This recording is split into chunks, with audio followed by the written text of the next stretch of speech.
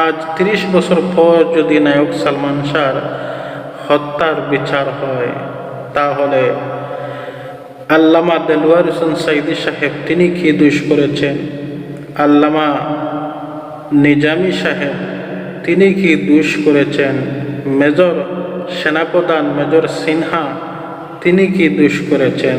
তাদেরও বিচার কেন হয় না? আমার প্রশ্ন হলো সরকারের কাছে, তাদের বিচার কেন হয় না?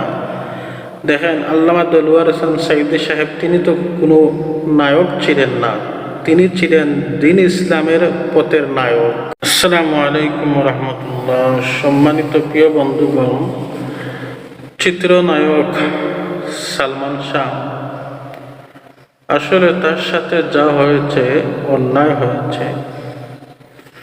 আমি এই মরহুম চিত্রনায়ক সালমান শাহকে ব্যক্তি হিসাবে অনেক ভালোবাসি। উনি খুব ভালো মনের মানুষ ছিলেন, ভালো মানুষ ছিলেন। সব থেকে বড় কথা হচ্ছে উনি চিত্রনায়ক হিসাবে তিনি পরিচিত। নায়ক হিসাবে উনি ভালোই ছিলেন, খুবই ভালো ছিলেন নায়ক। এমন নায়ক আর এই বাংলা জমিনে আসবে না।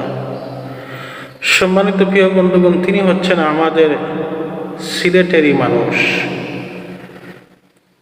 তাই ওনার জন্য একটু আমার মায়া লাগে। আর সব থেকে বড় কথা হচ্ছে, তার সাথে যা হয়েছে অন্যায় হয়েছে। আমি চাই এই অন্যায়কারীরা অবশ্যই তারা শাস্তি পাওক। সম্মানিত প্রিয় বন্ধুগণ, কিন্তু দেখেন, একটা মায়ের বুক খালি হয়েছে, যার সন্তান হারায় সে বোঝে সন্তানের কি বেদনা।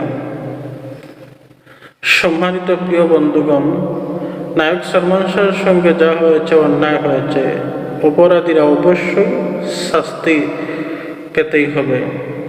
আজ ৩০ বছর পর যদি নায়ক সালমান শাহর হত্যার বিচার হয়, তাহলে আল্লামা দেলোয়ার হোসেন সাঈদী সাহেব তিনি কি দোষ করেছেন? আল্লামা নিজামী সাহেব তিনি কি দোষ করেছেন? মেজর সেনাপ্রধান মেজর সিনহা তিনি কি দোষ করেছেন? তাদেরও বিচার কেন হয় না? আমার প্রশ্ন হলো সরকারের কাছে, তাদের বিচার কেন হয় না? দেখেন, আল্লামা দেলোয়ার হোসেন সাঈদী সাহেব তিনি তো কোনো নায়ক ছিলেন না, তিনি ছিলেন দ্বীন ইসলামের পথের নায়ক। সম্মানিত প্রিয় বন্ধুগণ, তিনি একজন আলেম ছিলেন। আল্লামা দেলোয়ার হোসেন সাঈদী সাহেবকে মিথ্যা মামলা দিয়ে, এমনকি মিথ্যা অপবাদ দিয়ে রাজাকার হিসাবে এনাকে তিল তিল করে মেরে ফেলা হয়েছে। আল্লামা নিজামী সাহেবকে মিথ্যা মামলা দিয়ে এবং অপরাধী সাব্যস্ত করে একজন ভালো মানুষকে ফাঁসির মঞ্চে তুলে ফাঁসি দেওয়া হয়েছে। এনারা কি দোষ করেছেন? সেনাপ্রধান মেজর সিনহা তিনি কি দোষ করেছেন? কিন্তু এখন পর্যন্ত এনাদের বিচার হয় নাই। অথচ ৩০ বছর পর নায়ক সালমান শাহর বিচার ঠিকই হচ্ছে।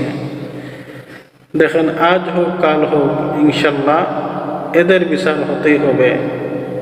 এটা বাংলার জনগণের আশা আকাঙ্ক্ষা।